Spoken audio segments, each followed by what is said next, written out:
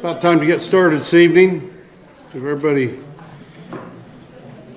head toward your seats, if you don't mind. When you get your Bibles out, you might want to turn to Ecclesiastes and just put a marker there. Psalms, Proverbs, and Ecclesiastes. So we're going to be in Ecclesiastes tonight somewhat. So looking at a few scriptures, so we want to be ready for that. Going to have some competition tonight.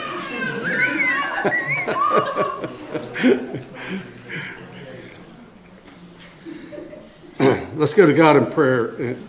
Go to God in prayer before we get started.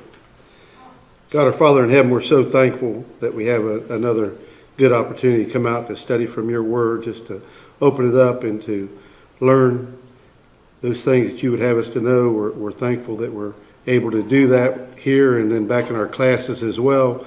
We pray for the teachers back there that they would have a good remembrance of the things that they've prepared to say, and be with all of us as students to have open hearts, open minds to your word, realizing that without that we have no true guidance in this life.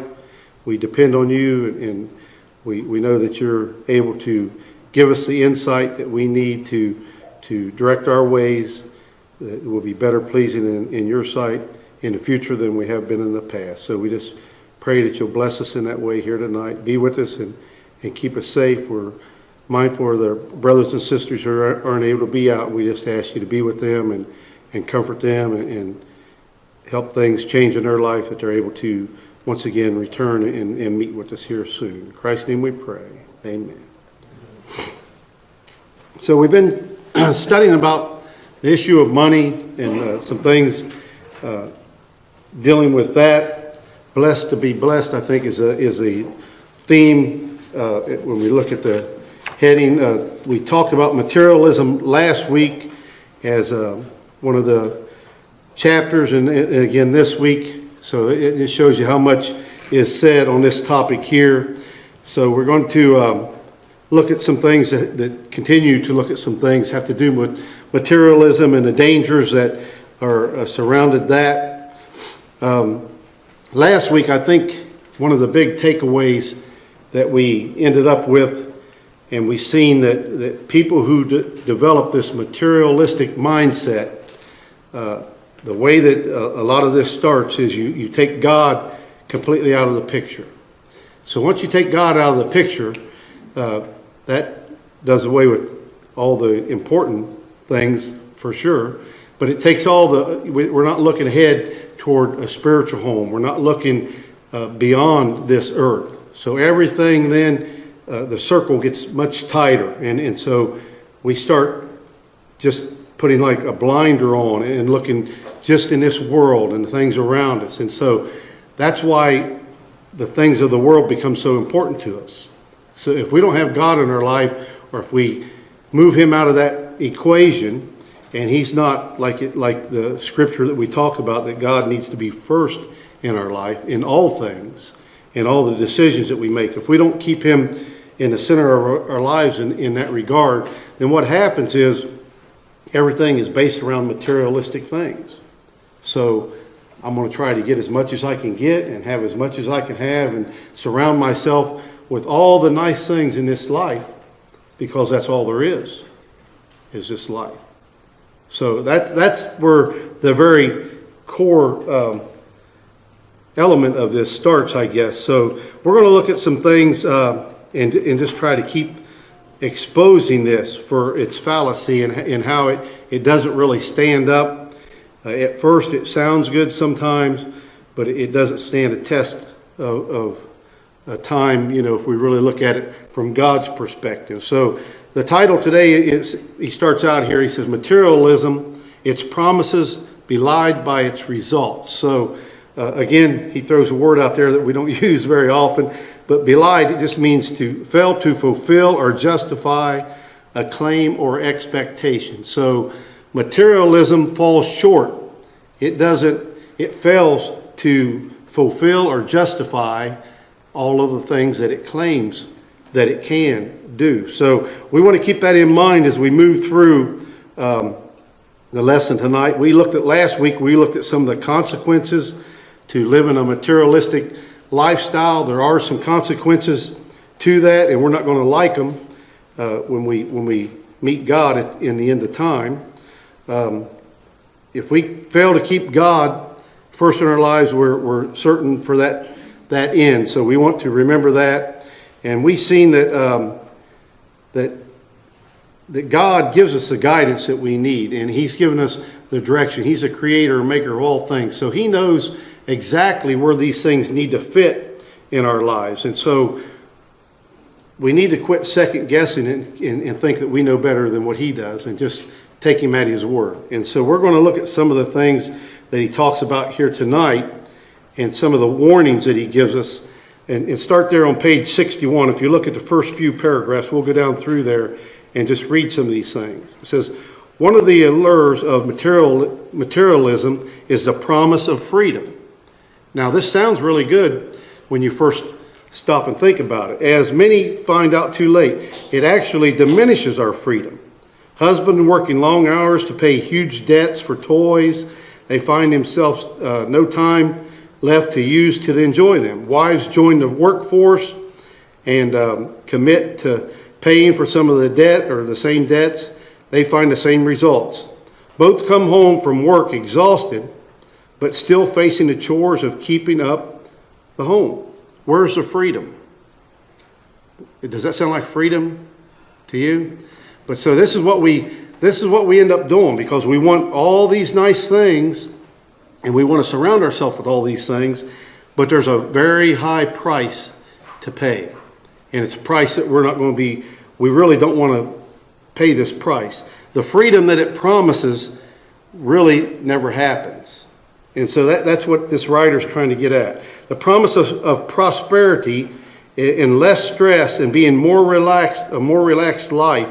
The boat, the recreational vehicles, the mountain cabin, they all are supposed to usher in this life of ease. Instead, they create the demand of the rat race. We have to meet the payments. We have to pay the maintenance. We have to pay the insurance, pay the taxes. Who wouldn't like to have a cabin up in the woods somewhere where they can go to? Who doesn't like to have a boat? All those things sound nice.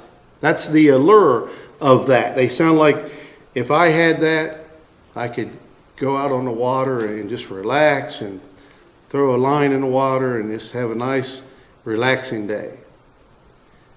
They said the only time that you're happy, the boat owner's happy, is when he buys a boat and then when he sells it. Those are the only times they're really happy, because you're all excited. You're going to go out and say, I'm buying me a new boat, and you got yourself all ramped up. It sounds really good. So you kind of brainwash yourself that this is what I need. I need this to be happy. I need this boat.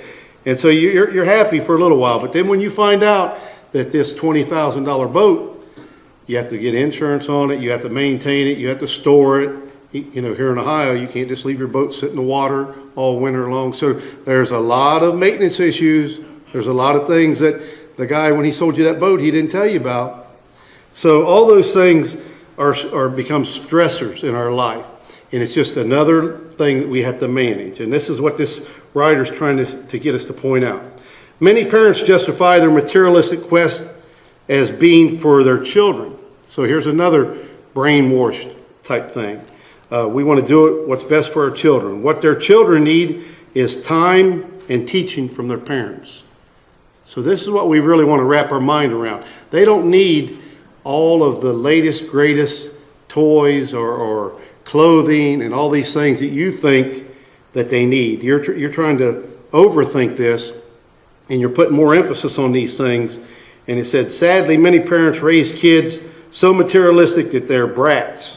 They become young hoodlums in their teenage years, and they're busy making money for themselves when they become adults, and they have no interest or no time for their aging parents. So that's what we talked about last week. It's a disaster. We're setting these kids up for disaster. So when we go through this lesson tonight, I want us to be thinking about our kids, because this is a topic that we don't talk about in church too much. We don't talk about money. We don't talk about what's your priorities in regards to that. And so we kind of shy away from that, and we do it at home too. We don't train our kids on how they should be thinking about money. But how many of us, be honest with yourself, when we read some of the things up there in the top few paragraphs, how many of us could relate to some of those things?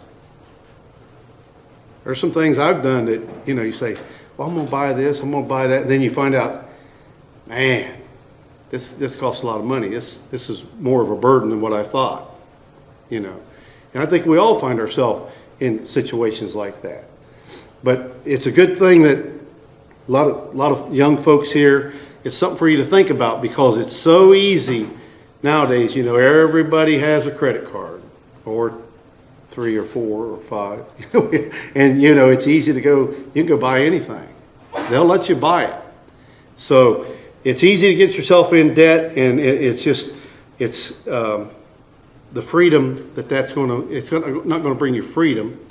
It's going to make you a slave. You're going to become a slave to those things. So you need to start readjusting your thinking and think about that. Does anybody else have some thoughts on that, or maybe some things that they've seen yet? I think Noah provides us a really good example.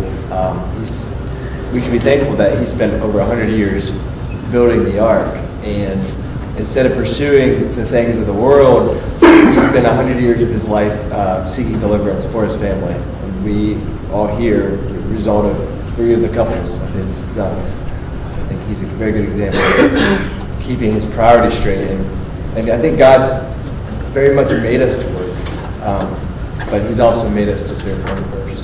Right.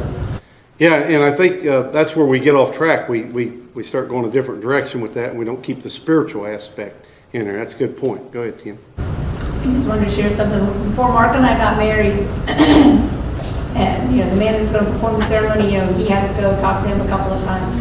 And I'll never forget, one of the things that he told us was, look at your parents, think about your parents, and everything that they have, and then think about how long they've been married and how long they've been working for what they have. At that time, my parents had been married about 30 years, and they had a nice house and cars and great furniture, and he said a lot of young couples, when they get married, they want to have everything immediately that their parents have, and they don't stop to think that their parents have been working for that,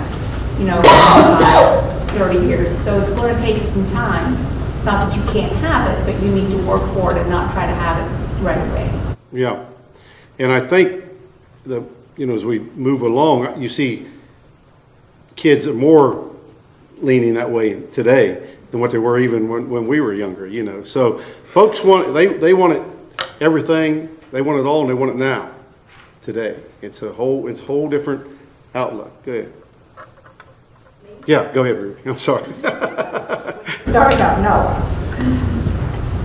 And his sons were working to help build that when you read it, they were building that ark, and they had to make all these different rooms, and they had a big job to do and working. One of the things I think that we make mistakes in today is having our children work. A job somewhere around the house or whatever, but they've got to learn to do work, because the parents, when they become teenagers, if they've sat around with a computer in their hands, they're not going to move. They're going to stay right there with it. And I think that's one of the problems too, is as they always had stuff, and then they don't know how to work, they don't know how to do so many things. They might have the book learning as they have at school, but the actual work, hard work, to make things, do things, and appreciate things. Right. I think it's one of the mistakes that we make. Yeah, a lot of our devices that are improvements today that we all like, but they make us lazy. This smartphone. Matter of fact, I better make sure mine's turned down while I'm playing. Everybody turn your phones down. I want to make sure mine's turned down. That would be kind of embarrassing. I'm up here teaching class and my phone go off. But these things, they're great tools to have, but they make you lazy. Anything you want to know, you just turn this thing on you can speak right in there and it gives you an answer so quick. Years ago, when I was growing up, you didn't have that. You had to go look it up. You had to do some research. That's all gone now. So that's all went by the wayside, and everything's just kind of, it's a society today. So things are handed to us. And like Ruby said, we're not doing our kids favors by, making them that way. We think that I don't want my kids to work as hard as I had to work. Well, that's a mistake probably. So we need to think about that, because that work ethic is built through this tribulation and these trials of getting out there, having to get up at 4 or 5 o'clock in the morning, go to work. That's good for you sometimes. It teaches you some things. So trying to shelter your kids from that you're not doing them any favors. And so we need to think about that and try to make some correction. And like I said, a lot of you folks have small kids, and so you're in a class that helps you to realize some of these things and gives you a chance to kind of wrap your mind around them before you need to face it. The next part of this that he talks about is the failed promises of materialism is not really news, or it shouldn't really be news to us. Who have we been talking about in the Bible that spoke about this many years ago? Who have we been talking about for the last week or two? Solomon. Did this guy know a thing or two about this?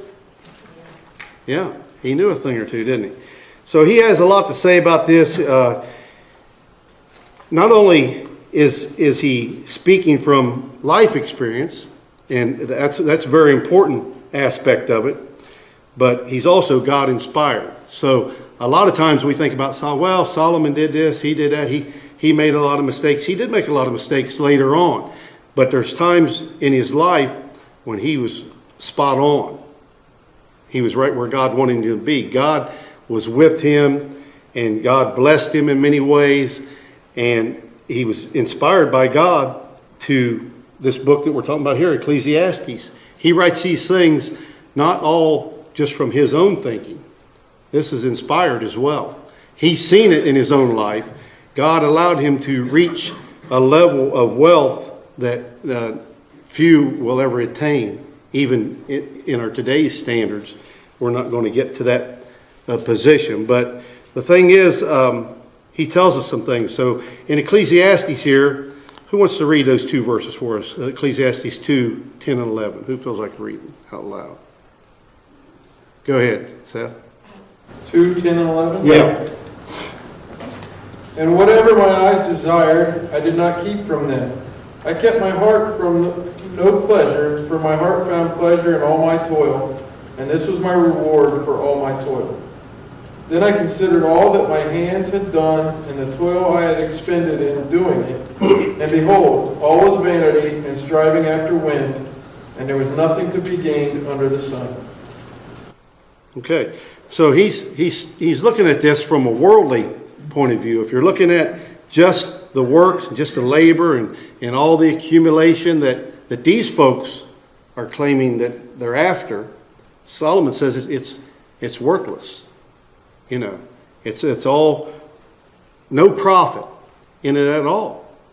And so if you're doing that without God in the picture, there's definitely nothing under, and that's what he talks about by under the sun. There's no profit in that. But he says, he clearly points out, whatever I wanted, I could have anything I wanted. Here was the richest man on earth at that time. He had everything. He had a kingdom. He had servants. He had all these things. And we'll look at some of them that later on that he had. And I want us to think about just a little sliver of how that relates to us when we think about Solomon. But he definitely had these things. As Solomon discovered, money and possessions do not bring happiness centuries ago. So here we look at one of the most experienced men in the world when we're talking about somebody who has these possessions. This isn't speculation. This isn't, how do you know you won't be happy until you try this? This guy did try it. He had it. And he's telling you, you're not going to be happy. These things won't bring you happiness. God inspired him to write his discoveries in Ecclesiastes. This is part of what we call the wisdom literature. So we should be thinking about that. If we want God's wisdom in our life, we need to open our hearts, our minds up when one of these men is delivering this inspired writings and telling us some things. He said, the third king of Israel is a worthwhile case study in vanity and uselessness of materialistic pursuit and happiness and meaning of life. Solomon found every earthly pursuit, if the spiritual guidance of the Almighty is lacking, brings no real reward.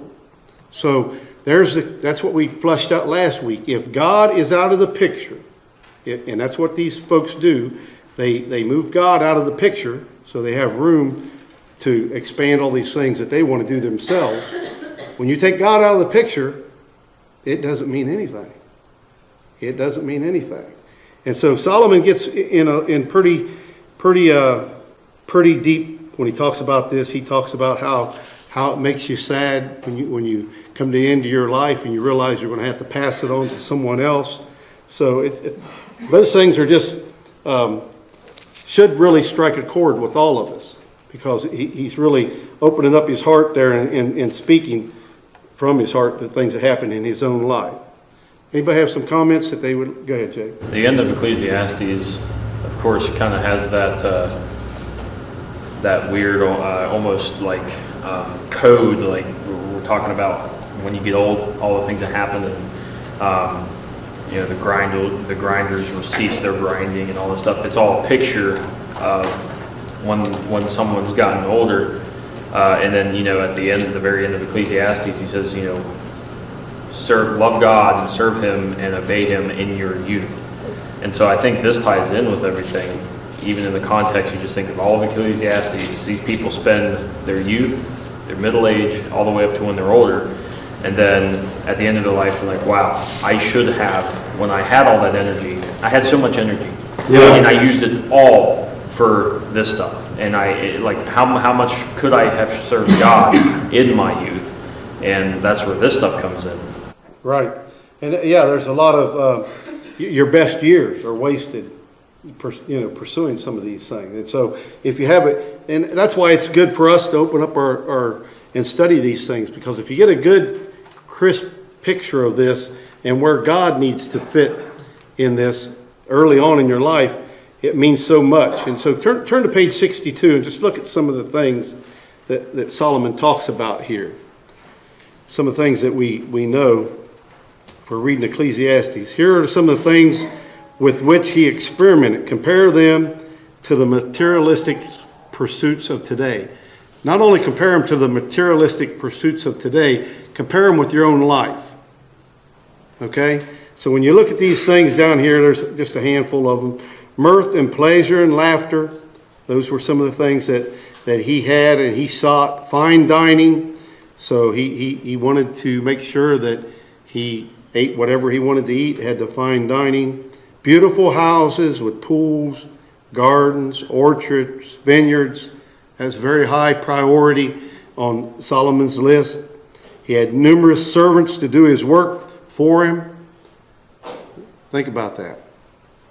Not just Sherilyn, but I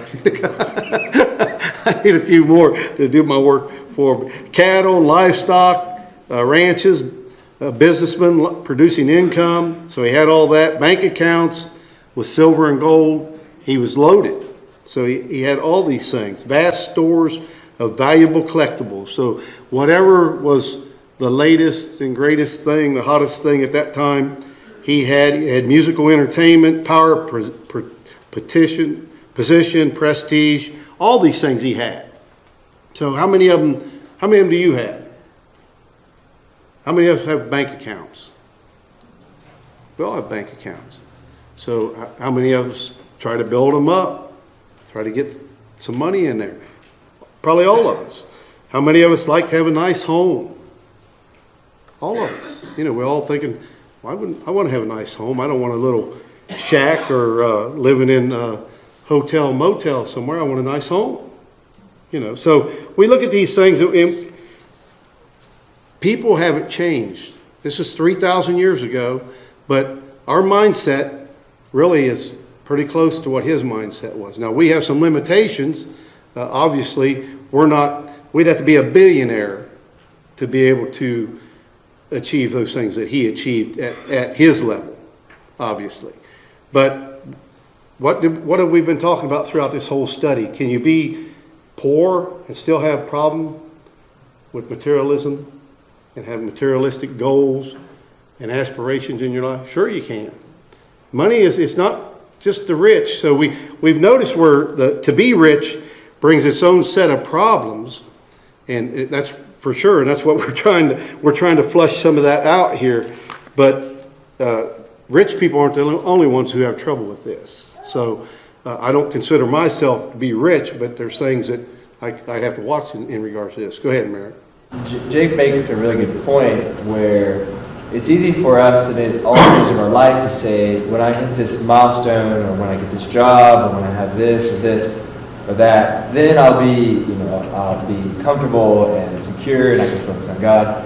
And he's saying, fast forward your life, I've achieved all those, I've experienced all those, I've attained all those, and don't waste your time on it. And that's the point of Solomon's saying, is like, I can tell you the answer. And whether you're poor your whole life, but you strived and you missed the boat the entire time, don't do that. Use your energy, use your time all through your life for the here and now, the time that you have to worship and fear God and keep His commandments. Yeah, that's a good point. And this guy is speaking. He's inspired, but he's also speaking from experience. Okay, so that means so much, because when somebody tells you to do something, I know if I'm going to look at some workout routine, and I click on there, and this guy doesn't look like he's in as good a shape as what I am, I don't sit there for 45 minutes listening to what he has to say about how I need to lift weights or how I need to do this. I said, well, I already know more than this guy, so I'd move on to the next guy. I try to get somebody who knows and looks like they knows what they're talking about. And so that's what we're talking about with this guy here. He knows what he's talking about, okay? He's not a dummy in regards to this. And he tells you, I think verse 11, in my translation here, says it was vexation of spirit. But other translation says it was striving after the wind. And so in our writing here, the writer of our lesson here, he said, you ever try to grasp the wind? I mean, I think this is a visual that we should stop and think about this, because this is what he's talking about with money. It's impossible, to do so, to find freedom, security, happiness, and all these things. You can't do it. You're not going to find a sense of well-being in materialistic pursuits. It's just not there. Solomon was an unhappy person when he thinks about this just strictly from a worldly point of view. And so he uses pretty strong language later on. He says, I hated it. I hated this when I thought about this. So we'll probably come across that pretty soon here. But so those are some things we want to think about. Here's a guy that he did it. He'd been there, done that. Here's the verse. This is one I was talking about. He said, yeah, I hated all of my labor, which had taken under the sun, because I should leave it unto the man that shall be after me. So this is you. This is me. We work our whole life. We're striving to put some things back. But when we die, those things all go to somebody else, okay? That's the way it was back then, and it hasn't changed today. It's that way today, okay? Hopefully your family gets to enjoy some of it, but sooner or later, that's going to be passed on to somebody else. He said, who knows whether he shall be a wise man or a fool? You don't know whether this guy's going to be a wise man or a fool that picks up and carries the ball after you. So you made all this fortune, and you have all these things that Solomon built, all these nice gardens and all these mansions, and he had everything, but the person that's going to come after him could destroy all that. And it could crumble in that guy's lifetime. It says, yet shall he have rule over all my labor, wherein I have labored, and wherein I have showed myself wise under the sun. This is vanity. This is useful. I mean, useless. It's no good at all. It's vanity. And so there's no worth in it when you think about it like that. And so we need to really be thinking about how much emphasis do we want to put on these things, because this is where it's going. He's given us a picture, a visual picture of here's what happens. Here's what happened to me. I rose to the highest level that you could rise, probably, when you're thinking about somebody from a financial success. Of course, he was greatly blessed by God, so it's not that he did it on his own, but he enjoyed a level of wealth and luxury that very few people will ever enjoy. And he's telling you that here's how it feels when you get there. And so shouldn't we listen to some of these things that folks like this tell us? Because he's telling us it's not worth it. Don't put all your eggs in that basket, because that's not where you want to be. And that's what he mentioned earlier, that if you're doing all these things and you're doing them without God in the picture, you're never going to be satisfied. They won't be fulfilling. You only have temporary fulfillment, temporary success with these things. In Ecclesiastes 5, if you turn over to the 5th chapter there, and then verse 10, he says, "He that loves silver shall not be satisfied with silver, nor he that loves the abundance with the increase. This is also vanity." Why is that? What you think, if you love these things and you're trying to work after them, why wouldn't you be happy with that once you get it? What happens? You want more? Right? You say, okay, I got that. And so that it's like I reached that milestone and now I want more. You just never fill up. You always want more. Your eyes just don't know when to stop seeking those things. So down on the bottom of the page there, he said, "Then I hated all my labors, which I toiled under the sun, because I must leave it to the man who will come after me, and who will know whether he's a wise man or a fool." That's what the verse we mentioned there. But it created hatred in his heart. I hated to think about that. And when you stop and think about it, and you think about all the things that you've worked for, and your 401k, and your retirement plans, and your boat, and your cabin, and your house, and you say, wow, if I had a heart attack and died today, somebody else is going to be hunting in that cabin next year, or somebody else is going to be living in my house, So those are some of the things that it can make you mad if you stop and think about it, especially when you're putting all your priorities on that and all you think that's where security is. So those are some of the things that we want to talk about and think about when we go through these lessons. Anybody have some other comments that go ahead, Nate. Yeah, I mean, you hit the point there with the priorities that, a lot of materialism comes from mixed up priorities, and, the part where, we should be looking at everything that we have. Like, it's not wrong to have money or these things, but it's our attitude and how we treat it. All this is God's money. None of this is mine. This is all from God. And when we look at, the next generation, as part of parenting, that's part of our jobs, that is to train our children to have that same value, that this is God's money, that if we're training them right and we leave money to them, that they know how to handle that. Yeah. That they don't ruin it, they don't squander it away, that they take that for God's glory and can, do whatever they need to do to increase His kingdom and stuff like that. That's a good point. Some folks they use the terminology that it's on loan to us. God, we're just borrowing it. So whatever we have in this life, all the assets we accumulate, all those things, they're on loan to us from God. Eventually we can use them, and sometimes we do it the right way, sometimes we do things wrong, but that's all on loan from God, and eventually we leave, it doesn't go with us. So it's not ours.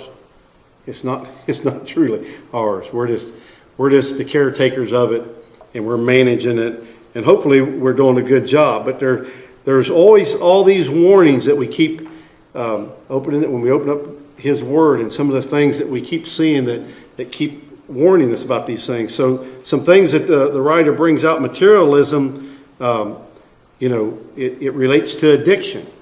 So we want to think about that. We want to think about materialism in the television industry and in materialism in the church. These are three areas of our lives that we don't oftentimes think about how materialism is in on these things. Maybe we see it more so in the television, but when you think about addiction, folks who have alcohol or drugs, pornography or gambling, all these things they become addicted to. They think that they're going to be satisfied with a little taste of all these things, and it's like what Sherilyn said there earlier. Once you get a little bit of that, then you say, I want more of that.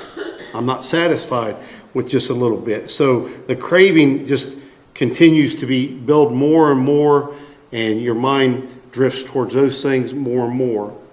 And you're materialistic before you know it. You're not a spiritual mindset. You have the mindset of being addicted. Our imagination, our baseline moves, I think is what he puts it out here. You start out, you think, I'll be happy with a small home. I'll be happy with this. That's all I need. And that is a lot of times all you need. Obviously when our family grows and sometimes we have to upsize, sometimes we have to make changes. But a lot of times we're making changes way out further than what we need to, because our baseline changes. And so it's because this addictive type personality that we take on, and we don't know how to manage or control those things, and we become slaves to them. And so he talks about television. When you turn on the TV, what are they always pushing? Materialistic things, aren't they? They show the nice, fancy homes. I mean, I'm talking $1 million homes, that people look at, and they have the average person thinking, I could be living like that. They're driving Jags and Mercedes and all these things. Everybody's looking at, boy, I'd like to drive one of those. I'm going to go look at one tomorrow, see how much those things cost. So you're looking at things that completely out of your price range. You have no business focusing on those. It's not a spiritual. It's not going to help you out in your spiritual walk at all. And so that TV is great for this. That's all they keep pushing all these things. So drinking and gambling and sexual deviant behavior, it's all normal. All the shows they have on TV, they have criteria that they have to have all these things in them before they become a popular show. The big one now is gay. So you have to have a certain amount of gay partners in these different shows before they're popular. At one time, years ago, it was smoking. Every time you turn a show on, everybody was smoking. And then it's drinking. Everybody's drinking. So they make you think that that's the normal. And so you start lowering your tolerance as a Christian, and you say, well, everybody's doing it. I've seen it on TV. I watch this show, I watch that show. You start thinking that's real life behavior. Well, it might be for a lot of folks real life behavior, but it shouldn't be real life behavior for Christians. And so that's how we drift into a materialistic mindset. And then, believe it or not, it even comes into the church. So how do we get there in the church? What does that look like?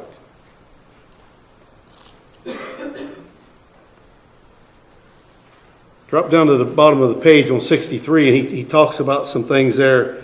And he says, this is an oft-repeated truism. Whatever troubles the world and the denominations will one day trouble the Lord's church.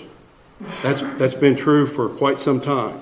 If you look at what's troubling the world right now and what's troubling all these denominations out here, and what are they having trouble with, some folks say, well, we shouldn't worry about that. We need to be aware of where those things are and what types of things are out there troubling, because these things eventually come and land on our doorstep as well. So you can't guard yourself against them if you don't know what they are. And so that's the reason he mentions this truism. We look at the buildings and we start putting a lot of focus in We want to build a big elaborate building. We want to have a mega church, what they call a mega church. And not realizing that what is the church? People. It's not the building. So it's that little, and you see the denominational world, they don't understand that. That's just one little slip where things get on a slippery slope, and they think, well, that's not that bad that I don't have a good understanding of what the church is. It's a bad thing. The church is the people.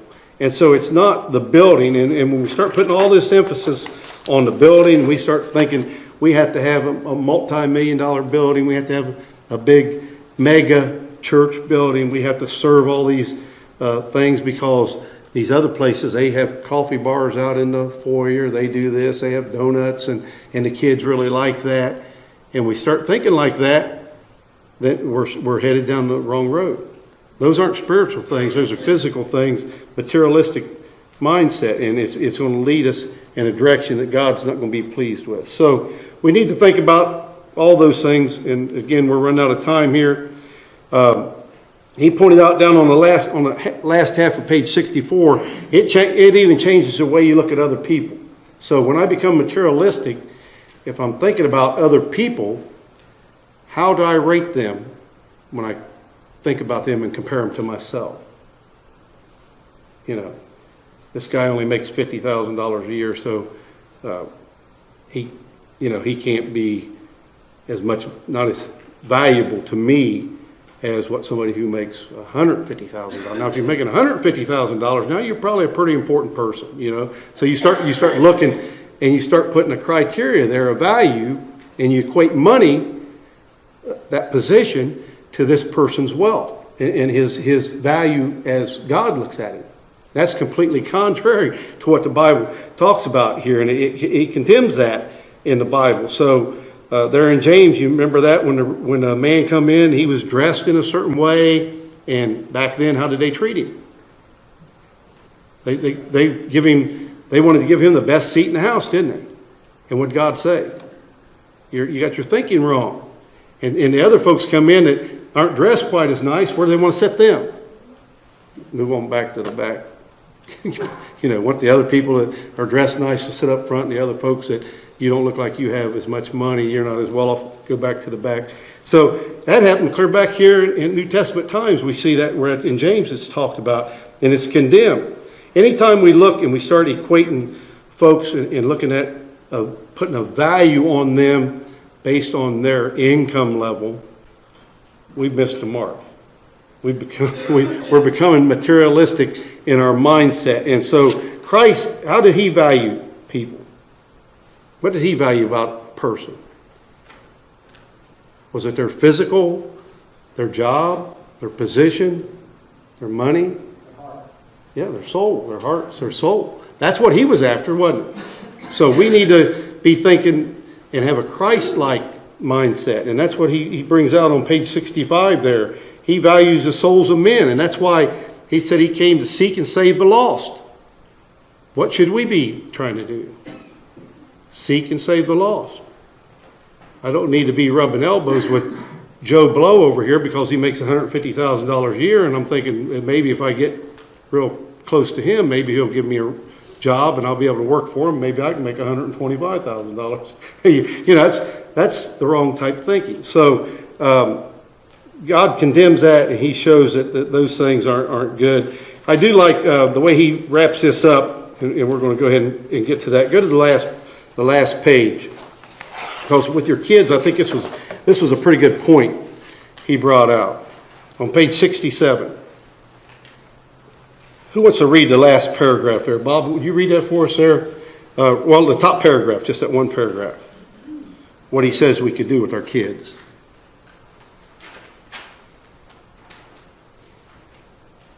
I have the top paragraph says, Randy. Yeah, go ahead and read that. I'm sorry. Randy Elkern has suggested a good teaching experience for children.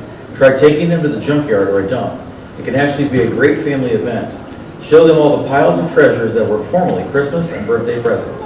Point out things that cost hundreds of dollars that children quarreled about, friendships were lost over, honesty sacrificed for, and marriages broken up over. Show them the miscellaneous arms and legs and remnants of battered dolls, rusted robots, and electronic gadgets that now lie useless after their brief life. Point out to them that that most of what your family owns will one day be in a junkyard like this. Read 2 Peter 3, 10 verse 14, 10 through 14, which tells us everything will be consumed by fire. Then ask this telling question: when all that we own lies abandoned, broken, and useless, what will we have done? What will we have done that will last for eternity? So he's recommending you take your kids out here and teach them this lesson. I will tell you, this is a good lesson. When you stop and think of this very practical way to address this, because you can take kids out there and just let them look at this stuff and say, look at all this stuff. And they'll be able to relate. They'll see things there that you have back at your house. They'll see the furniture. Oh, we have a chair that looks just like that. Now it's laying in a dump. And you let them know, say, well, one day ours is going to be in a dump too. You know, and that's a part of life. Your chair's not going to be sitting in your front room forever. It's going to be in a dump. Okay, so let them see how transient all these things are. It's all temporary. It's just stuff. And then let them ask them that question. You know, what things should we be thinking about? Physical thing or spiritual things? What's going to be eternal? That chair, that doll baby that's laying over there with their arm tore off? No, even a kid can see that. So I thought it was very good way to educate your children. I know a lot of you have kids that probably some of you not quite old enough to take them to the dump, but here in a few years they'll be able to take them out there. You'll be able to teach them a lesson. Yeah, there you go. Okay. Dave will be teaching next couple of weeks. Come back and we'll have a few more lessons on this and we'll try to learn a little bit more. Thank you.